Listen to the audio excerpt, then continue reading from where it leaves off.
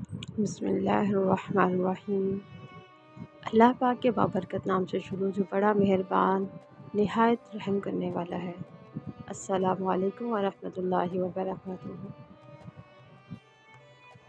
کبھی رات کو اکیلے بیٹھ کر آپ نے یہ بات سوچی ہے کہ میں کہاں سے آیا ہوں، مجھے کس نے پیدا کیا ہے اور میں کہاں جا رہا ہوں؟ میری زندگی کا اصل مقصد کیا ہے؟ عزیز دوستو، زندگی بہت تیزی سے گزر رہی ہے۔ کل جو بچپن تھا وہ آج جوانی ہے، اور کل یہ جوانی بڑھاپا بن جائے گی۔ پھر ایک دن آئے گا جب یہ سانسیں بند ہو جائیں گی، دل دھڑکنا چھوڑ دے گا اور دنیا کی ہر چیز پیچھے رہ جائے گی۔ کیا آپ نے کبھی سوچا ہے کہ ہم دن رات اس دنیا کی تیاری میں لگے رہتے ہیں، کبھی نوکری کے لیے تو کبھی کاروبار کے لیے، کبھی گھر اور اولاد کے مستقبل کے لیے، لیکن جس دن اصل زندگی شروع ہوگی اس آخرت کی ہم نے کتنی تیاری کی ہے؟ تب نہ مال ساتھ جائے گا، نہ جائیداد، نہ شہرت اور نہ ہی دوست احباب، صرف ہمارے اعمال ہمارے ساتھ جائیں گے۔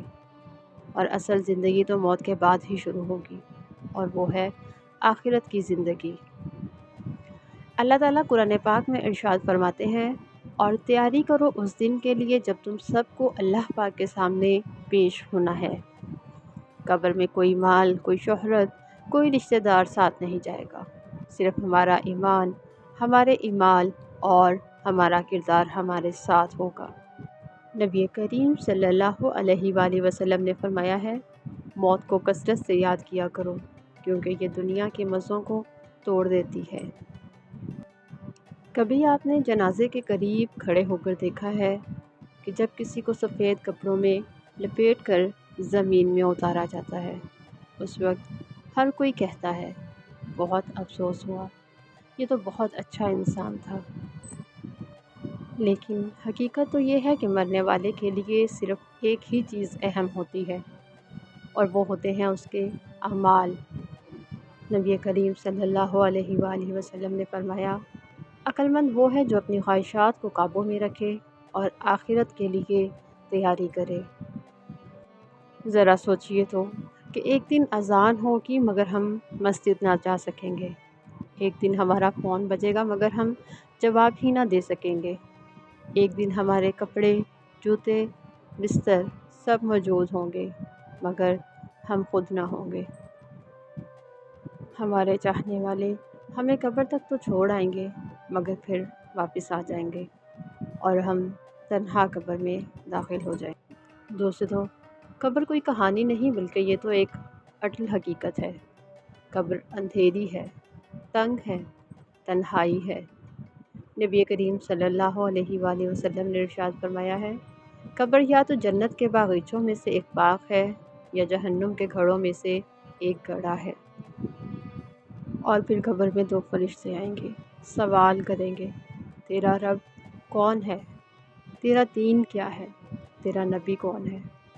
دوستو، اگر آج ہم قرآن و سنت کے مطابق نہیں جی رہے تو قبر میں پھر ان سوالوں کے جواب دینا ہمارے لیے ناممکن ہوگا۔ حدیث شریف کا مفہوم ہے کہ جب انسان قبر میں جاتا ہے، جب انسان اس دنیا سے رخصت ہوتا ہے تو اس کے پاس تین چیزیں ہوتی ہیں، اس کا مال، اس کے گھر والے اور اس کے اعمال۔ مال اور گھر والے واپس چلے جاتے ہیں مگر اعمال ساتھ رہتے ہیں۔ اور پھر قبر کی پکار ہوتی ہے کہ میں تنہائی اور وحشت کا گھر ہوں، اس میں روشنی لے کے آنا، اپنے اعمال کی روشنی، اپنے نیک کردار کی روشنی۔ اب سوچنے کی بات تو یہ ہے کہ کیا ہمارے اعمال قبر کو روشنی دیں گے یا پھر اندھیرا؟ قیامت کا دن، قرآن پاک کہتا ہے کہ جس دن سور پھونکا جائے گا سب لوگ اپنی قبروں سے اٹھ کھڑے ہوں گے۔ اس دن کوئی کسی کو نہ پہچانے گا، ماں اپنے بچے کو چھوڑ دے گی، بھائی بھائی کو بھول جائے گا، اور ہر شخص کو اپنی نجات کی فکر ہوگی۔ پہاڑ روئی کی طرح اڑ جائیں گے، سورج سر پر آ جائے گا، لوگ پسینے میں ڈوبے ہوں گے، کسی کا پسینہ ٹخنوں تک تو کسی کا گھٹنوں تک اور کسی کا کانوں تک۔ اور یہ دن پھر 50,000 سال کا ہوگا۔ ایک منٹ رک کر ذرا اس بات کو سوچیں کہ ہم اس دن کس حال میں ہوں گے۔ آج چند منٹ کی گرمی ہم سے برداشت نہیں ہوتی تو اس دن کو کیسے برداشت کریں گے؟ اس دن کی تپش ہمارا کیا حال کر دے گی؟ تلسی راتیں اور میزان۔ اس دن میزان ترازو لگے گا، چھوٹے سے چھوٹا عمل بھی تولا جائے گا، کوئی نیکی ضائع نہیں جائے گی، کوئی برائی چھپ نہیں سکے گی۔ ایک مسکراہٹ، آپ کا ایک سلام، ایک نیک بات بھی، اور ایک جھوٹ، ایک غیبت اور ایک ظلم بھی۔ پھر ایک پل ہوگا، پل صراط۔ یہ دوزخ کے اوپر تلوار کی دھار سے بھی باریک اور بال سے زیادہ تیز ہوگا۔ کچھ لوگ پل صراط سے بجلی کی طرح گزر جائیں گے، کچھ لڑکھڑائیں گے، کچھ گر پڑیں گے۔ اس دن یہ سب فیصلہ ہمارے اعمال پر ہوگا۔ ایک لمحے کے لیے بھی یہ سوچیں کہ وہ لمحہ کیسا ہوگا، وہ دن کیسا ہوگا۔ ہمارا وہ پل صراط پر سے گزرنا ہمارے لیے کیسا رہے گا؟ کیا ہم نے اس دن کے لیے کوئی تیاری کی ہے؟ جنت کا منظر۔ اگر تو ہم کامیاب ہوئے تو پھر جنت ہمارا انتظار کر رہی ہے، جہاں نہ موت ہے، نہ بیماری ہے، نہ بھوک ہے، نہ تھکن ہے۔ جنت میں نہریں بہہ رہی ہوں گی، خیمے ہوں گے، محلات ہوں گے، اور سب سے بڑی نعمت یہ ہوگی کہ ہم اپنے رب کا دیدار کر سکیں گے۔ واہ، کیا ہی خوش قسمت ہوں گے وہ لوگ جو جنت میں جائیں گے۔ نبی پاک صلی اللہ علیہ وآلہ وسلم نے فرمایا، جنت میں ایک لمحے کا سکون دنیا اور اس کی ہر چیز سے بہتر ہے۔ قرآن پاک میں ارشاد ہے، جنت میں تمہیں وہ سب کچھ ملے گا جو تمہارے دل چاہیں گے، اور وہاں پر ہمیشہ کی زندگی ہوگی۔ قرآن پاک میں بارہا جنت کی بشارت دی گئی ہے، مگر انہیں جو نیک اعمال کرتے ہیں، جو سچے اور پکے مومن ہیں۔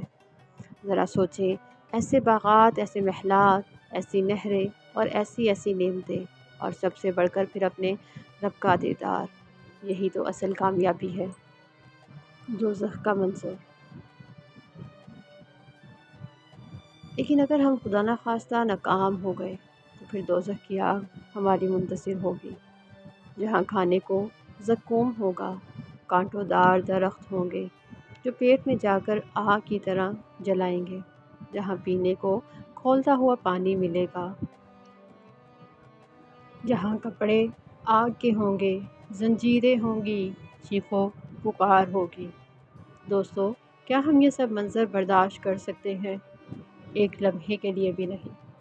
ہمیں اتنی برداشت ہے ہی نہیں، تو پھر کیوں ہم گناہوں کی طرف جاتے ہیں؟ کیوں ہم توبہ نہیں کرتے؟ کیوں ہم اپنے رب سے اپنے تعلق کو مضبوط نہیں کرتے؟ آخرت کی تیاری۔ تو پھر ہمیں کیا کرنا چاہیے؟ ہمیں اپنی آخرت کی تیاری کرنی ہے، جو کہ بہت آسان ہے۔ سب سے پہلے ہے نماز، کیونکہ سب سے پہلا حساب نماز کا ہوگا۔ قرآن پاک، اسے غور سے پڑھو، سمجھو اور زندگی میں عمل کرو، جس کے الفاظ میں تدبر کرو۔ صدقہ، صدقہ دو، چاہے ایک کھجور ہی کیوں نہ ہو، لیکن اللہ پاک کے راستے میں دو، اخلاص نیت سے دو، کسی کے دکھاوے کے لیے نہیں۔